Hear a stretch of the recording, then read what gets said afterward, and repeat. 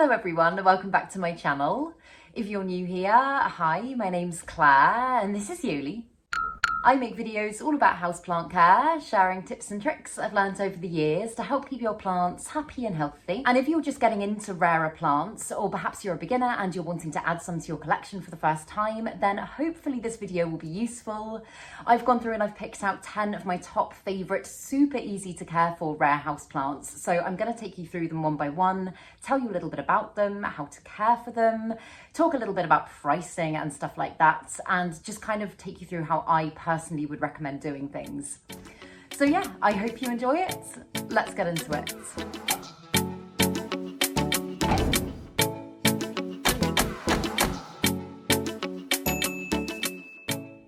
So just a couple of things to say before I take you through the plants. The first one being, do not cut corners when it comes to where you get your plants from. I speak from experience when I say this because there's been quite a few times in my life where I've seen a bargain somewhere and I've kind of gone, oh my goodness, I really want that plant. It's usually way more expensive, and I've jumped in and I've bought it, and things have gone very, very, very wrong. The plant hasn't been cared for properly. It's come with loads of issues. And so, yeah, that's definitely something to bear in mind.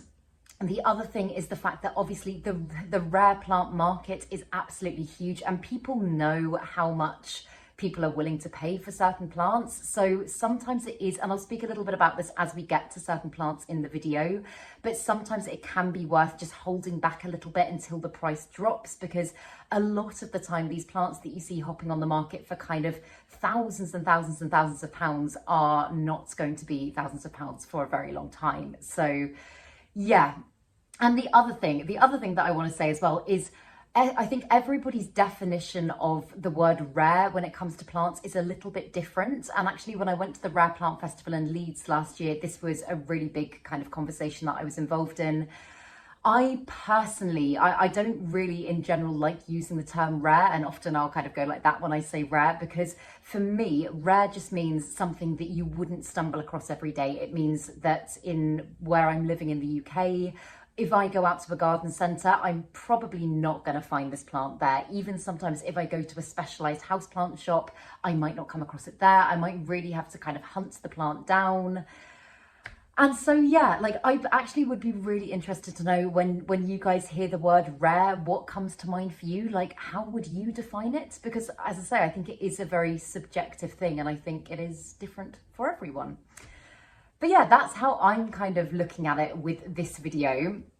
But let's hop in and start with the first plant. And the first one is the Hoya Wilbur Graves. And this for me was a wish list plant for such a long time. I'm a complete Hoya head. I love Hoyas so much. And this one is one that I just kind of ogled over for, I think, about a year before I actually got it.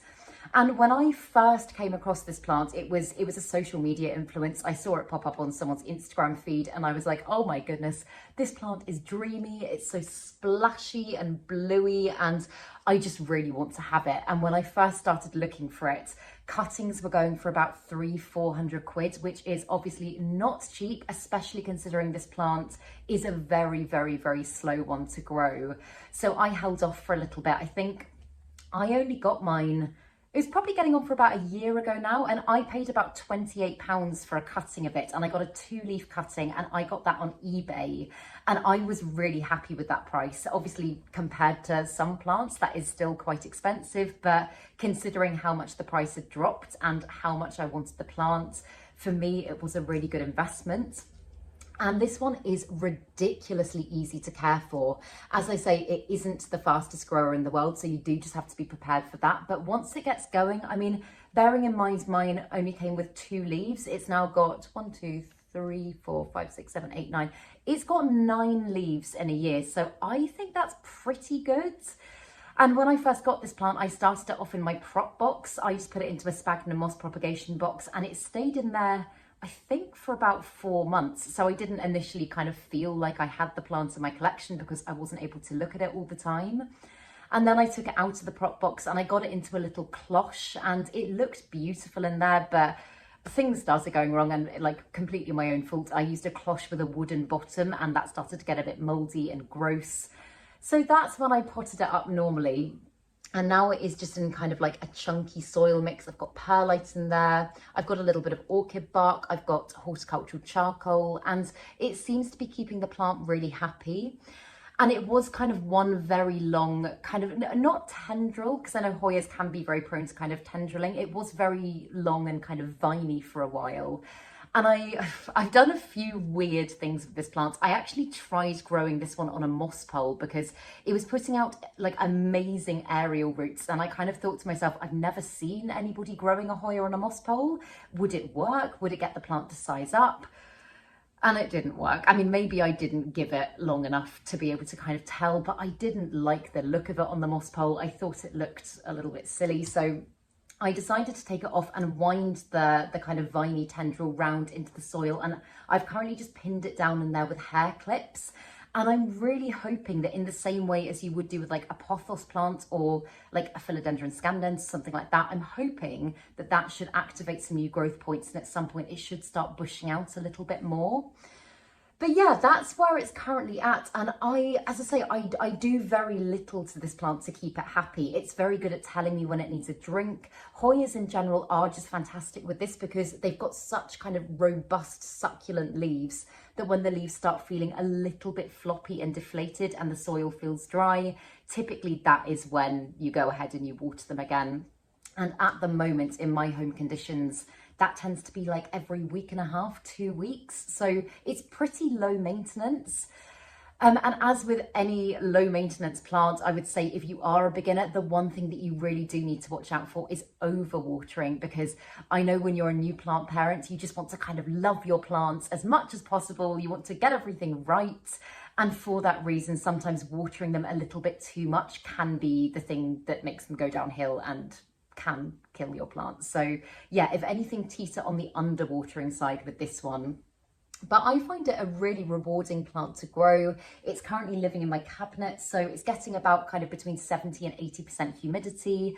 It can grow absolutely fine in lower humidity levels as well, but it's obviously getting lots of good light from the grow light. It's getting quite a lot of heat as well, which in my experience does really help with Hoya, just kind of getting them to kick into action a little bit and throw off some lovely new growth. But yeah, it's one that I absolutely love. I'm really, really excited about. And even though it takes a while to get going, I think it's worth it. It's one that makes me very, very happy. Whenever it gives me new leaves, it is the most exciting thing in the world. So yeah, that is the first one that I would definitely recommend. And then this one is potentially the weirdest plant in my collection, but I love it so much. It is my Hoya latifolia Sarawak. And I actually didn't have an accurate ID on this plant for quite a while when I first got it because it was just labelled Hoya Sarawak. But I've spoken to a lot of you in the plant community and a lot of you that are much more clued up on Hoyas than I am. And we have established that it is a latifolia from Sarawak. But this plant, I didn't actually pay for this plant. So this one was very kindly sent to me by Green Space ID or Aroid Market, one of the two. But at that time, it was priced at the equivalent of about £120 on their website for a much smaller plant, kind of 1 or 2 leaves. Nowadays, just having a look at what's available in the UK, I think a plant this size would go from anywhere from about kind of £60 to £100. And for a very unusual Hoya, I don't actually think that's a bad price. Obviously, it is a lot of money, but for me, this is a plant that has just been like the apple of my eye in my collection. And if I hadn't been sent it and I'd seen it, I would have 100% saved up and gone out and bought it for myself.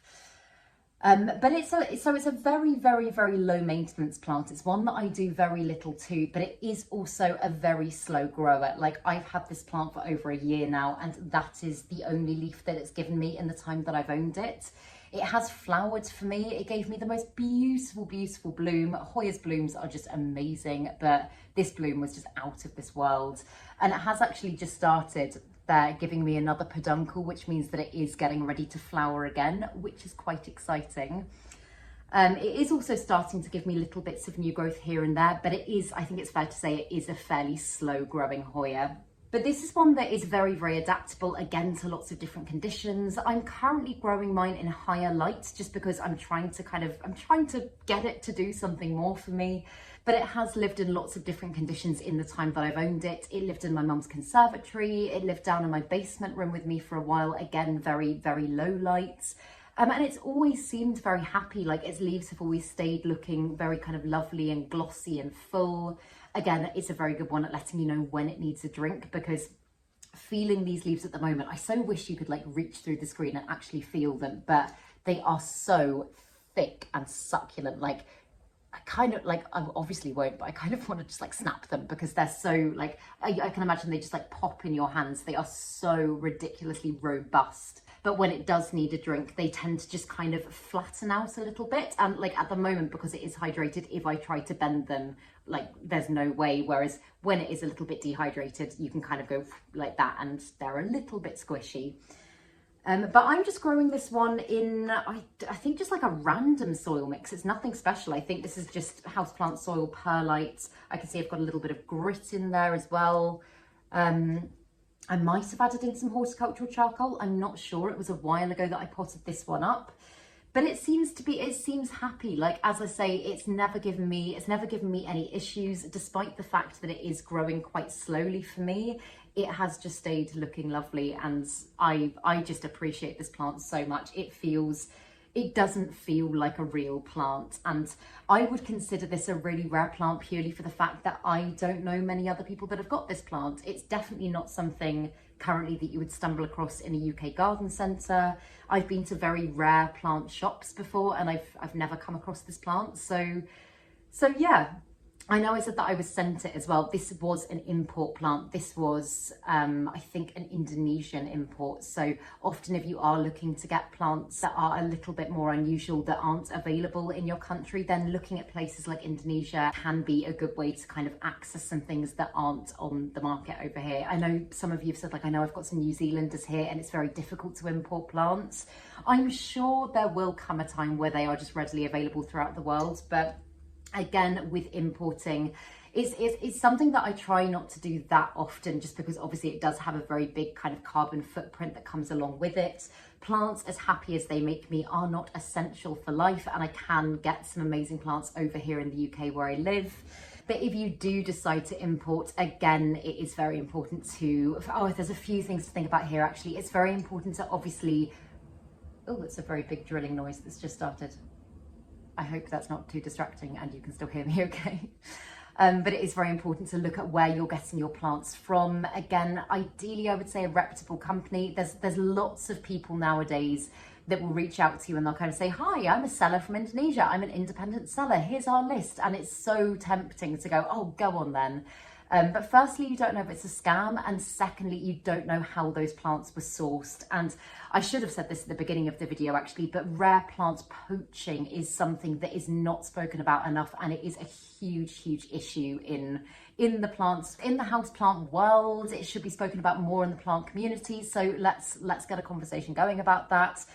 But plant poaching is basically where people are going out and they're taking plants from their natural environment illegally to sell on and make money from. And again, I think at the Rare Plant Festival last year, someone gave an example saying, if you found that you had an Anthurium that was worth £600,000 growing at the bottom of your garden, what are you going to do? Chances are you're going to go dig it up and you're going to sell it for that and get that money. And of course, I can understand why people are doing it, but I think we as consumers just need to be very careful that we are not buying into that, because that is how species become extinct. I know things like the Philodendron silver sword, that is now cultivated in a home environment. It is completely extinct from its natural habitat, and part of that is down to plant poaching. So we do just need to be incredibly mindful of that. So yeah, I always make sure that I do a lot of digging before I go in for an import order. And also just, I mean, with kind of rare plants in general, I think even if you are buying them from like a local company, reaching out to that company and finding out about where they source their plants from, because chances are they're not going to be growing them in their own warehouses. That is a very valid question to ask. And I think it should become kind of more normalized for us to be asking those questions, because we're all nature lovers. We all want nature to be sustainable in its natural habitat and be able to bring bits of it into our home, knowing that we're not taking away from something in the wild. So yeah, that's all I'll say on that, but I think it is very, very important. And this is not a plant, but if you entered the Houseplants giveaway last month, then you'll know what's in the box. I teamed up with the wonderful people at Houseplants to give one of you the chance to win these beautiful nature-inspired handcrafted earrings. Ooh, so shiny. I've said it before, but I just absolutely love Houseplants. Pretty much everything you see me wearing, watches and jewellery wise, is from them, and I just love how natural and earthy it feels. So thank you very much to Houseplants for sponsoring this video and for giving all of you 15% off when you use my code JUNGLE15 at the checkout. So I put all the names of those of you that entered into this slightly soily flower pot, and I'm gonna give it a shake up, and then I'm gonna pick one out at random, and that will be the winner. So, oh, I've got two. The winner is Hannah Stanley Scott. Yeah! Congratulations, Hannah. I will drop you a message so I can get your prize sent out to you. And if you didn't win, don't worry, you can still get 15% off when you use my code at the checkout. So I will leave all of the details for that in the description box below. But for now, on to the next rare plant. And this next one is one that I'm gonna have to put some clips in because it is getting very, very, very big and you can't really see it very well, but it is the Monstera Dubia. And this is another one which the price has really, really dropped on in the last kind of year. I got mine, when did I get mine? I will put it on the screen, but I think it was about a year and a half ago, and I paid £90 and it only came up to about there at the time. It was on a tiny, tiny plank, and it was, I mean, it was very expensive. It was a plant that I really wanted, so I did go for it, but it was very, very expensive. And nowadays you can get them for kind of like £30 at the size that I bought them. So part of me, not that I regret getting this plant, but part of me does wish that I'd waited just a little bit longer so that I could have got it for a better price. But I love my Monstera Dubia so much, and this is a plant that out of all of them in my collection, I probably feel the most proud of. If you've watched my other videos, then you'll have kind of seen the journey of this plant, because as I say, I got it very small. It's now, again, the height of me. It's absolutely ginormous. It was even bigger, but as it matures and grows, it starts putting out these beautiful fenestrated leaves that are much more kind of probably what you think of when you hear the word Monstera. They've got those gorgeous kind of splits in them, and that happens with maturity in the plant. And I actually chopped off that top section, and I've now got two sections of the Monstera Dubia in its mature form and in its shingling form like this. And once it gets going, this plant, and I feel like I'm kind of like the perfect example to state the truth in this plant is ridiculously fast growing. It gives me, I mean, even since I've chopped it, it's given me about 4 new leaves, and that is, like, I only chopped it a couple of months ago. It is just putting out new growth left, right and centre. And it is one, I mean, Monstera as a genus are fairly adaptable. It can survive in lower lighting conditions, but the thing that you're going to notice if you do keep it in kind of medium to low light is that chances are it will stay in its shingling phase much longer. You won't be able to get it to size up and produce those big leaves. I know some people want that, some people don't like it in its big form, so that could be something to think about.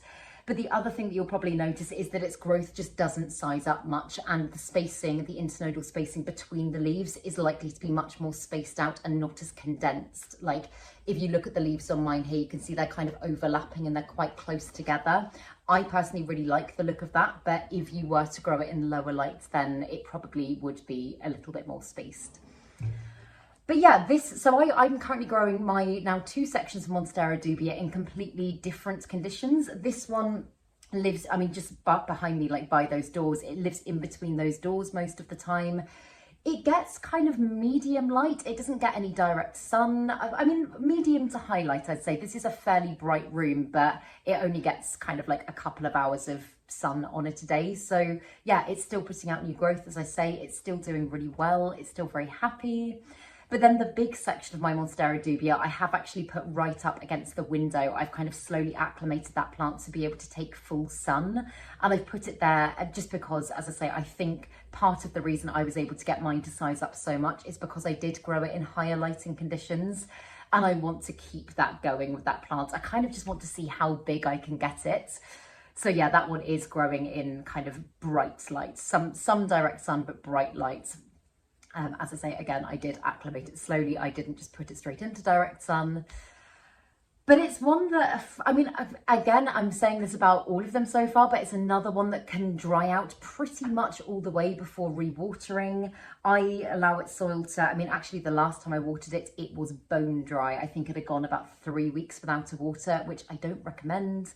But monitor the soil with all of your plants. Don't just guess. I always say it, but don't stick to any kind of like strict watering schedule, because that is how in general you tend to get things a bit wrong. Like if you say to yourself, right, on every second Wednesday at 2 p.m, I'm going to water my plants. If some of them aren't ready then, and then you go in and water them, then chances are you could cause things like root rot and fungal issues. And then again, if some are ready before that point, then you could also cause issues. So yes, monitor the soil, but I would tend to let this go to kind of 50-60% dryness. Again, I stick my finger down to the soil to feel. You can use a moisture meter if you're not quite sure and you want to just kind of like have a little bit of backing that you are getting it right, because I know some people don't trust their own judgment. But yeah, I just find it an amazing, it's just an amazing plant, and it's so different to anything else that I've got in my collection. I think that I love, as I say, I love it in both its forms. I love the shingling kind of form of the Monstera Dubia, because it's so bluey silvery. It's got these gorgeous, gorgeous patterns across its leaves. And sadly, you do lose that when it matures. When it kind of hits its mature phase, it's just very green. And for that reason, I wouldn't get rid of either section. I like having both the mature form and this one in my collection, because they kind of feel like two different plants. But yeah, I have made a full video on how I managed to get mine to size up and all of the things that I would do differently. It's kind of just like a general care video for that plant and things that I would do for my Monstera Dubia if I was getting it all over again now. So again, I'll link that video down below if you're interested. But yeah, it's a fabulous one, and I think if I'd got this as a beginner, I think it probably would have been manageable. It's all about listening to your plants to figure out what they like instead of just guessing. That's pretty much the gist of it with plant care in general. But yeah, it's definitely I would say a good beginner one, and one that is now much more affordable. And this next one, compared to how it used to be, is actually becoming a lot more accessible now, but it is the Anthurium clarinervium. And mine actually up until recently was a lot bigger and fuller, but I decided to divide the plant. So I've now got several in my collection. I did have a massive one as well, but I decided to get rid of that one purely because I pollinated one of my Anthuriums and planted up the berries, I think about 6 months ago now. So I've technically got about 80 Anthurium clarinervium plants currently in my collection, so I thought I could let that one go. But this is just, I mean, I would say potentially out of all of them, kind of the one that I would recommend the most. It is so beautiful. It's got that gorgeous, dark, striking foliage with a beautiful white veination. It's just a really, like, when I look at it, I think rare plants. Like velvet leaf Anthuriums for me just give that kind of luxurious, beautiful, unusual feel. And this one is ridiculously adaptable to lots of different home environments. I've had my clarinerviums for, I think I got my first clarinervium about 4 years ago, and all of them have thrived in so many different conditions. When I was living back at my mum's house, I had one down in my basement bedroom with me, and that got very little natural light. I would say kind of medium to low light. I didn't have it by grow lights, and it did really well. I've also had them grow in kind of very high light spots as well, and typically they do tend to grow a little bit faster when you keep them in a higher light spot. But a really important thing to remember, and I have gone wrong with this before with Anthurium clarinervium, is that, and I mean this actually goes for all houseplants, but if you are gonna adjust their lighting conditions to kind of bring them into higher light, you do need to acclimate them slowly, because although this is quite a tough, robust plant, it is still susceptible to burning. And if it's not used to higher light and you go and you put it in a really bright spot, then it can cause the leaves to burn. So yeah, that is actually just a really important thing to think about when you bring any new plant into your collection in general, is looking at what its conditions were before. I know I always say this, but I think I am myself being reminded of this more and more with my time of owning plants and things going wrong from time to time. Think about the environment you got the plant from. If it was an online place, reach out to them and ask about its conditions, because in order to make a plant thrive, you want to make the adjustment to your space as smooth and easy as possible. So yeah, for example, if you've gone out to some garden centres you might be able to get clarinerviums in nowadays. I have seen them a couple of times in UK garden centres, but if you've kind of actually physically gone out and got the plants, just think about where you saw it, what kind of lighting conditions it was in there, what kind of humidity it was getting, all of that sort of stuff, and just try and replicate that a little bit as the plant adjusts to your home, and then you can kind of slowly start easing it in to your way of life. But yeah, with the Anthurium clarinervium, as I say, it's really adaptable. I don't have one way of growing this plant. I've got this one here currently through in my bedroom cabinet because this section did have pests a little while ago. You can see a little bit of pest damage on the leaf, and my bedroom cabinet is kind of like my rehab cabinet for plants that are bouncing back but not quite ready to go into general population. So this one is used to growing at the moment in really quite high humidity. It's getting very stable lighting conditions. It's growing in fairly high heat, but that is not something that anthuriums need. And I've actually found this with a few of my velvet leaf anthuriums. Often when I've taken them out of a cabinet environment and the heat has been kind of just like normal room heat, they have started putting out even more new growth. So that, yeah, I don't think they actually need high heat. That's just something that comes along with having it in the cabinet at the moment. But yeah, again, this one can dry out pretty much all the way. I usually might let mine go to at least kind of 50%. I'll stick my finger down to the soil, and when it feels about half dry, that's when I'll go back and I'll water it again. As with all of these plants, overwatering is probably the biggest killer with these ones. So I think you just need to be a little bit careful about that. If anything, again, underwater as opposed to overwater. And when it comes to pricing for these plants, this is why I say they're becoming more and more accessible, because when I first got my first clarinervium, as I say, I think it was about 4 years ago, I think I paid about £150 for it, which is, again, quite expensive. And nowadays I'm seeing them pop up for kind of like 20, 30 quid here in the UK. So that's just fantastic. Obviously, again, because people have waited, the demand for the plant's gone up and the price has come down. So yeah, you can bag yourself one fairly cheaply nowadays where I'm from.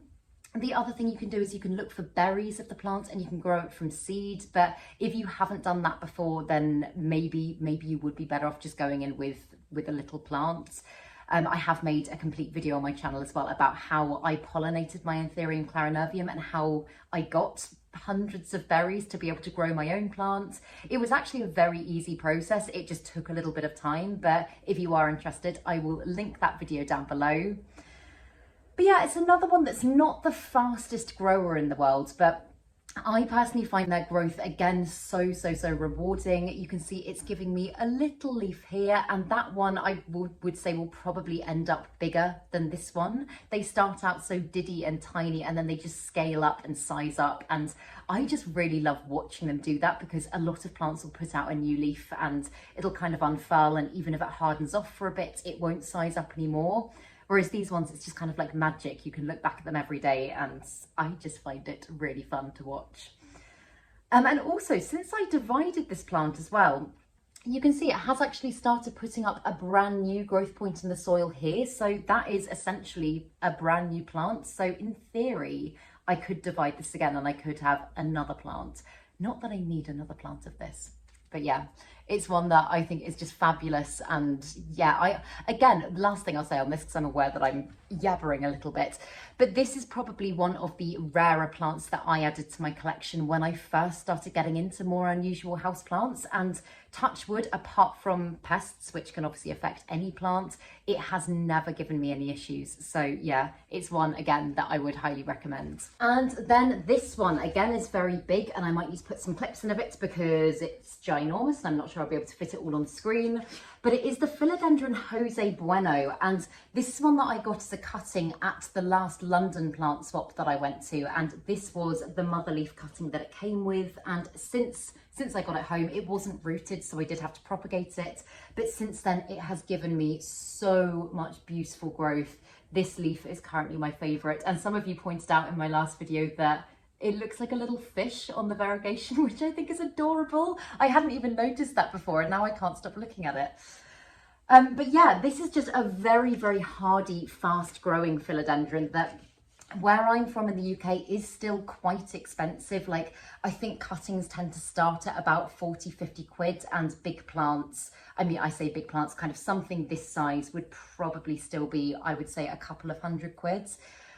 But unless you are very, very new to propagating and you're not quite sure where to start, I would personally say go for the cutting and propagate it yourself, because once it gets going, it is so, so speedy. You can save yourself a lot of time and money, no, maybe not time, a lot of money by doing it that way.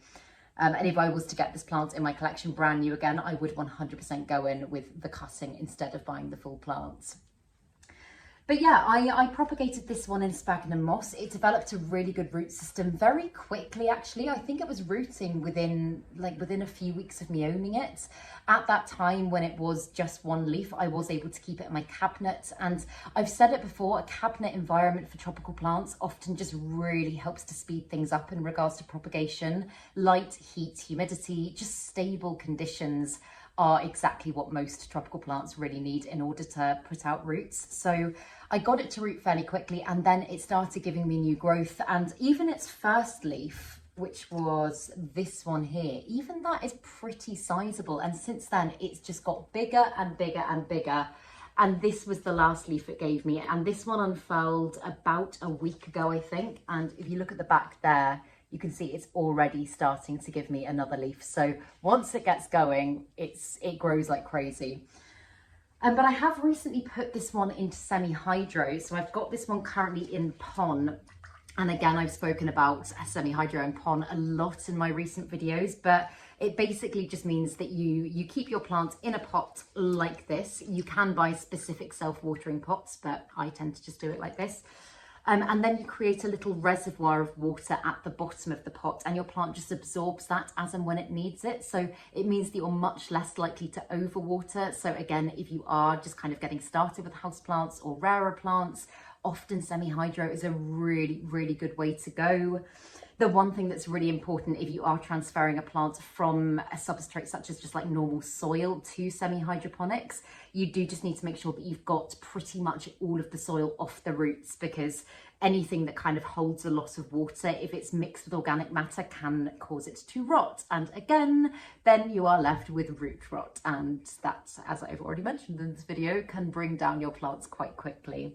But yeah, I know Philodendron as a genus is kind of quite well known for being very good as a beginner plant. I have got some philodendrons that are absolute nightmares and I've really, really struggled with, but this one is definitely a more hardy one. I would in fact even go as far as saying that I would put it on par with something like just the standard heartleaf philodendron in terms of its care needs. It's, in my experience, very, very, very easy. So yeah, it's another one. I know I'm saying I'd recommend all of these because I'm not quite sure how to end these sections, but it is another one that I love and I would highly, highly recommend. And I wasn't quite sure whether or not to include this one because I know in the last kind of 6 months here in the UK, it has started becoming available in garden centres. So maybe you wouldn't call it as rare now, but I'm going to include it anyway. It is the variegated Monstera albo, and I am using this one as an example, but I have got so many Monstera albos in my collection. I think it is just the most wonderful plant. I love how its variegation is so kind of splashy and marbled. I love how every leaf is so different. It's like a fingerprint. And I would put this one on par with just kind of the standard Monstera deliciosa in terms of how easy it is to care for. It is one that requires slightly higher lighting conditions because basically, and this goes for pretty much all variegated plants, but the white sections of growth on the leaf here, they don't contain any chlorophyll at all, meaning that your plants can't absorb light from those bits. So it will require a little bit more light in order to put out the same growth as the standard Monstera deliciosa. But when I say variegated Monstera albo, I don't mean variegated Monstera are easy in general. Like, for example, the Thai constellation, the Monstera Thai constellation, it is a form of variegated Monstera and it's beautiful. But in my experience, I actually got rid of mine because it wasn't bringing me that much joy and I just found it to be a nightmare plant. I think because a lot of those ones are cloned through tissue culture, they're not quite as resilient. They're much more prone to issues such as root rot, pests, you name it. Mine had it. So yeah, I'm very much talking about the albo when I say variegated Monstera. But this one, again, is very, very resilient. I water it when the soil is pretty much completely dry. As I say, I do keep it in slightly higher lighting conditions than the normal Monstera deliciosa, but I would say kind of medium to highlight. It doesn't need to be anything mega. Again, obviously just thinking about acclimation when you first bring the plant into your home. But yeah, it's just a very, very, very easy plant. And you do just have to, with again, the white variegation, this is obviously the bit that will show you signs if the plant isn't happy. You do just have to kind of keep an eye on that, because if you notice that starting to brown, it can be a sign of loads of things, but typically it's a sign of either lack of humidity or a watering imbalance. So as I say, if you let the soil kind of get to about 90% dry and then give it a proper soak through, obviously make sure it's got good drainage. That goes for all of the plants that I'm talking about. But yeah, it is a fairly easy one to keep happy. And it's also a very, very easy one to propagate. This one here is a propagation from my big plant that I've got over there. I'll put some clips in. That's why I've got so many variegated Monsteras in my collection, because I'm just continuously chopping and propagating, because they're fairly quick to grow, I would say. My massive one that has kind of tripled in size in the time that I've had it over there, I got as, I think, about a 3 or 4 leaf plant a couple of years ago. I think actually close to about 3 years ago now. But if I had let it continue to grow, it would be pushing out of this room. It would be ginormous. I made a pretty big chop of it when I was back at my mum's, and even since then, it's put out an insane amount of growth and it's almost hitting the ceiling. So if you want something fast growing, very beautiful, and I would say still considered fairly rare, then this is definitely, I mean, up there with the Clarinervium, I would say one of the plants that I would recommend going for. And price-wise with this one, in the UK at the moment, I don't think you should be paying any more. It obviously depends on the variegation, because the genes of the plants do impact the price. But for something like this, I probably wouldn't pay more than about £60 nowadays for, and that again has changed dramatically. Like back when I started kind of doing the TheJungleHaven stuff, I started a shop and I bought in a load of variegated Monsteras because I was like, oh my goodness, people are going crazy for them. It was like this big hype kind of fueled by social media, and everyone wanted a variegated Monstera. And I paid about £90 per plant, and they were a lot smaller than this, to then go and sell on for more. So yeah, like the price has just kind of plummeted. So nowadays, I think for a nice variegated cutting, anywhere between kind of £15 to £30, and for a full plant, as I say, something of this kind of scale and variegation, I personally wouldn't pay more than about £60. And I know a lot of you before have asked like where I get a lot of my kind of rarer plants, and I don't have one specific place that I go to. I get a lot of cuttings on Etsy. I found some fantastic shops that I really love on Etsy. It is my birthday coming up as well, and I'm tempted to do a little cuttings haul. So if you'd like to see that, let me know and I will make a video on it. Etsy, eBay, again, like whenever you're buying from somewhere that isn't kind of a reputable company, as I said at the beginning of this video, you do just have to be a little bit wary. Like, I know reviews can be fake, but it is very important still to look at reviews, the reputation of that company. Often if I'm buying from somewhere that I haven't bought from before, I'll like put a thing on Instagram, or I'll ask other people in the plant community and kind of say, has anybody used this place? And kind of, if they haven't, take it with a little bit of a pinch of salt and think, okay, I'm not going to dive in with a mega huge order just in case things aren't great. Again, I don't want to be skeptical about this, but it is just, as I said, again, because people know that there is so much money to be made in the rare plants business. People, a lot of the time, will just get plants out there very, very quickly, and sometimes they're not in the best state. So it's something to take into consideration. But yeah, I love the variegated Monstera. I can't imagine not having it in my collection. I can't really imagine getting rid of any. I should really get rid of some because I've got a lot and they're growing fast. But yeah, it's just a fabulous plant. And one that I'm having to stand up and show you because she's getting so big, ow, is my very spiky variegated Euphorbia. Very, very spiky. I've just prickled myself. But this plant is just, for me, like a staple in my collection. She makes me so unbelievably happy. And this one, I mean, again, I've already mentioned in this video, but I would say fantastic beginner plant, but one that you do pretty much, if you're kind of talking in beginner terms just have to kind of ignore, because if you overwater this plant, it is going to go downhill very, very quickly. It's incredibly drought tolerant, meaning that, I mean, sometimes I don't water mine for like a month or two, and she still puts out lovely growth. She's still growing beautifully. But if you do water them when they're not ready for a drink, then they're essentially going to turn to mush. And if you don't kind of tackle that very quickly, which usually involves chopping up the plant, letting a section callus, and then essentially starting again, then you're not going to have a plant. So yes, make sure that you don't overwater. I've just set up my camera by the window and they're doing some drain work outside and it's really loud, so I'm very sorry. I'll get through this quickly. But whoa, with this plant, I got mine from House of Kojo, and I can't remember exactly how much I paid for it at the time, but I got it when it was about, I would say maybe about that big. So it's obviously grown a huge amount in the time that I've had it. I got it, I think, about 2.5 years ago now, maybe 2 years ago. And it is, as I say, very, very, very fast to grow. And looking at prices for them nowadays, I think for the size of the one that I got, I think you probably now pay maybe like 30, 40 pounds. So again, the price has come down. Looking at the size that mine is now, obviously it is ginormous. I think you'd probably be looking to pay something like 150 pounds for that size plant, which, to be honest, it's not like, although it is incredibly fast growing for a succulent, it's not the fastest growing plant in the world. So I think, all things considered, pricing wise, that is fairly good.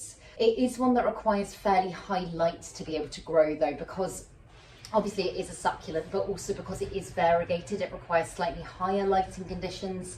Mine is currently growing in full sun, and for that reason I think it just continues to grow pretty much all year round, even in the winter months. It doesn't need a huge amount of humidity though, but the good thing with it is that if you do have lots and lots of tropical plants, it can adapt to survive in higher humidity levels. And that's why I love euphorbia as opposed to, a lot of the time, as opposed to kind of desert cactus plants, because firstly, desert cacti tend to grow much slower, but also if you bring one of them into a tropical environment, then a lot of the time you're going to encounter issues such as fungal issues and stuff like that, whereas with these ones, they will just continue to thrive, look really conditioned, look really beautiful, and kind of tick all the boxes. So yeah, it's one that I love and I would definitely recommend. And another one that was also very kindly sent to me, I think actually potentially in the same order as the Hoya latifolia Sarawak, is the Philodendron Golden Dragon. And just look at those leaves. I think they are so, so, so beautiful. And when I first got this plant, I wasn't quite sure if I liked it or not. When it first arrived, it was looking a little bit weird. Like if you look at that leaf there, you can see it's a bit kind of, I don't know, it's a very weird shape and it's a bit, how would you describe it? Kind of like a bit mottled. And that's how all, sorry, I've got a dog hair in my mouth. That's how all of the leaves were kind of looking on the plant when I first got it. And I didn't know much about the plant at that time. I just kind of knew that's what I thought the plant looks like. And I cared for it for a while and it just continued to do well. I wasn't doing anything special. I was, to be honest, I say I cared for the plant. I was probably ignoring it quite a lot, and that is why I know it's very hardy, because it's obviously still looking beautiful. I took lots of cuttings of it. I sent some cuttings out, and there was a point where I kind of considered parting with the plant, but then from chopping it back, it started putting out new growth in my environment, and that's when it started giving me these gorgeous, gorgeous glossy leaves. And since that's happened, I've just fallen in love with this plant, and it's now one that I would not under any circumstances consider getting rid of. And this one is probably one of the lowest maintenance plants in my entire collection. I've kind of made my life a little bit easier again. I have put it into semi-hydro. It's got a reservoir at the bottom of the pot and it's currently in the Chooser Pond. I know I'm getting a lot of questions about semi-hydro at the moment because I am talking about it so much. I have covered quite a lot of questions on it in my repot and chats recently. So if you go back and look at those videos, then hopefully any questions will be answered.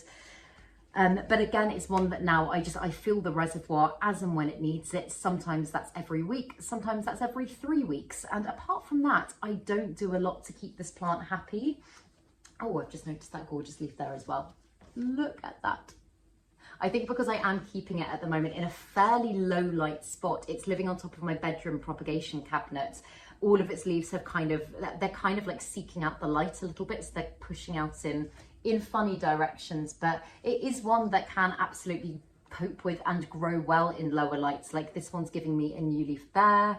It's also got a new leaf coming on this section here as well. So yeah, it's another one that's really adaptable. And although I didn't buy this plant for myself, it was sent to me. I have had a look at prices online and it really varies. But again, for a plant of this kind of size at the moment in the UK, they're going for about kind of between 60 and 80 pounds, which again, like I know that's expensive, but for the plant, I think that is probably worth the money.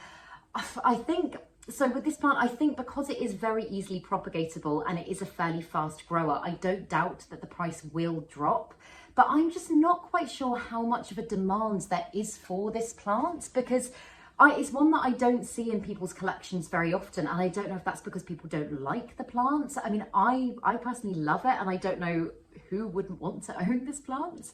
But obviously some people love certain types of plants and other people don't love others. So yeah, I haven't noticed a huge price drop in the way as I have with some of the others that I've mentioned in this video. So I would hope that the price will still continue to come down, but I would predict that it would potentially be a little bit more gradual with this plant compared to some of the others. But yeah, as I say, it does propagate very easily. I personally propagate this one in moss. It grows very fast. So again, if you have got a little bit of experience in propagating or you just want to give it a go for the first time, I would say this one's a good one to try it with. So grab a cutting and grow your own. And this is another one I've had to stand up to show you because she's got so big she wouldn't have fit on the screen.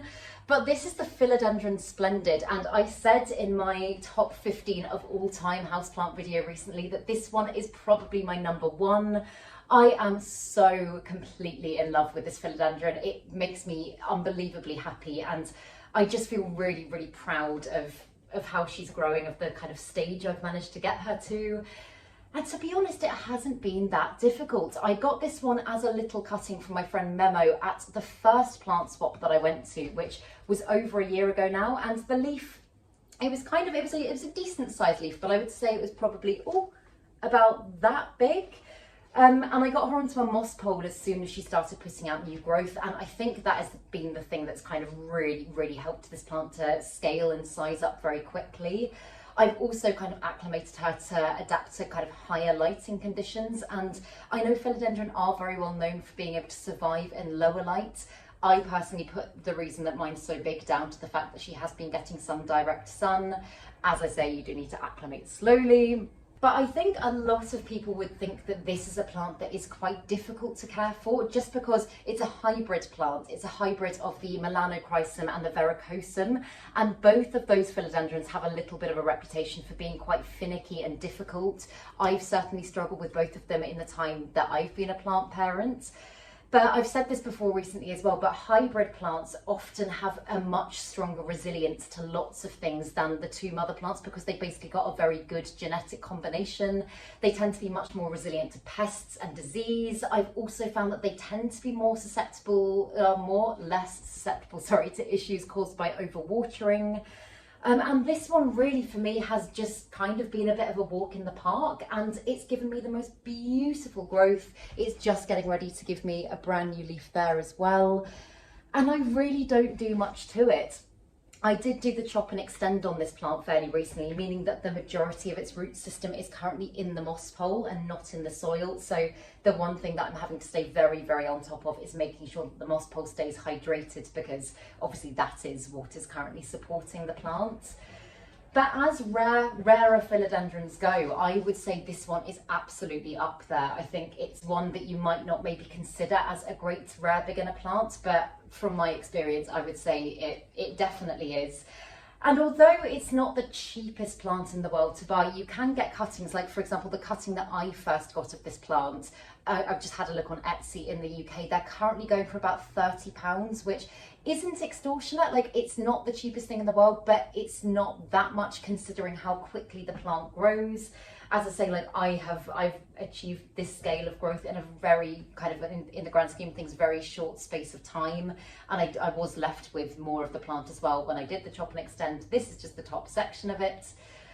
If you were going to get a plant of this size and kind of buy it as is, I think you'd probably be looking at, I don't know, maybe in the region of kind of 100, 120-ish. That would just be from my guess. I haven't actually seen any online being sold of this scale, probably just because they're quite hard to send out and ship. But yeah, it's also coped amazingly with just kind of normal room humidity levels. I haven't been running a humidifier very close to it at all. It's never really given me many issues. It's one that I'm sure would be quite susceptible to pests, just because I know both the mother plants, the Melanochrysum and the Verrucosum, they're both quite susceptible to pests. But I've had the odd thrip here or there, but touch wood, nothing major. So yeah, it's definitely one that I would recommend. It's just the best plant ever. And finally, I've decided to put an Alocasia on this list, and I know that typically Alocasias are known for being a little bit finicky and maybe not the best beginner plants, but this is the Alocasia Regal Shield, and this one's a cross between the Alocasia reginula and Reginula, I'm not sure how you pronounce it, and I think the Alocasia Portadora, and I've got the Alocasia Portadora in my collection, and oh my god, it grows to be ginormous. The amount of times I've lopped that plant back because it's got bigger, like bigger than me. And I got the Alocasia Regal Shield. I actually got it as a gift. I did some filming for something plant-wise that I'm not allowed to talk about yet, but it's very exciting. I did some filming for that about 5-6 months ago now, and one of the lovely guys on that brought me this plant from his own collection. And in the time that I've had it, it has sized up so much. It had a couple of very little leaves when I first got it, and I did lose those original leaves, I think probably just partly due to acclimation. But since it started giving me new growth, it's turning into quite a big plant already. And I have seen pictures of this plant, and it can grow to be ginormous. Like, I will put some pictures on the screen because it's crazy. It can get massive. And if it keeps growing at this rate, then I think it's going to be pretty big in no time. But I just think the foliage of this plant is so stunning. It's kind of a very dark velvety green with that beautiful, not quite white veination, but just still very striking veination. And I just think it is the most wonderful plant, and I can't believe that I didn't get it sooner, because this one actually is not that expensive to buy nowadays. Again, in the UK, this is actually one that you're starting to see in garden centres, and I think probably just because it grows so quickly and it does throw off so many corms, it's very easy to propagate. I think that's probably why we are starting to see this plant more and more. You can get kind of like big ones for 20-30 quid now, so I would have thought something of about this size would probably be about, I don't know, £10, maybe slightly less. And I personally think that is a fantastic price for a really beautiful plant. And as I say, typically I wouldn't put an Alocasia on the list just because they can spiral quite quickly. They can do the classic kind of cycling thing of dropping a leaf every single time they give you another one. But my way of growing Alocasia currently, surprise, surprise, involves semi-hydro, and it has been my breakthrough method with Alocasia. All of mine are doing amazingly now. I've spoken about this in other videos as well. But it's just something I wish I'd known about sooner. So currently I've just got this one in a little plastic cup. It's a cup that I picked up at a festival. I've obviously brought it home and rinsed it. I haven't got any drainage at the bottom whatsoever. When I notice that the water reservoir at the bottom here has run out, I'll water it and I'll just fill it to about there. As you can see, it's getting very rooty in there, and I think it will probably be ready for, I say, a pot upgrade, putting into a pot at some point soon. But yeah, that's literally all I do for this plant at the moment. I've got it in my cabinet. I have heard that it's one that doesn't necessarily need particularly high humidity levels, and I can believe that actually, because my Alocasia Portadora has never been in a cabinet environment. That's just in kind of standard room humidity, which in this room typically, when I'm running humidifiers, tends to be about 60-70%, but if I don't run humidifiers, it can drop as low as like 40%, which I know is very standard for some people's homes, but I just like to try and keep it higher if I can, because I've got so many lovely tropical plants. But yeah, that one's never given me any kind of browning or anything that would signal that it is struggling with lack of humidity, so I can imagine that this one would also do amazingly out of a cabinet. But yeah, as I say, this is probably of all of them the most accessible, because you are starting to see it about more and more. It grows very quickly compared to others on this list. It is definitely the cheapest one to buy, but I just think it's wonderful. So yeah, those are the ones at the moment in my collection that I would consider to be the easiest and ones that I really, really love.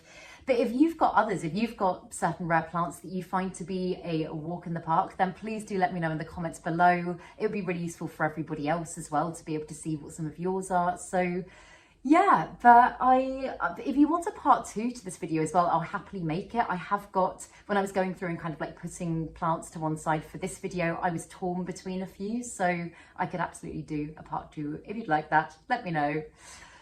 But yeah, I really hope that you enjoyed this video, and if you did, please make sure to give it a thumbs up, subscribe to my channel, have a lovely day, and I will see you in the next video.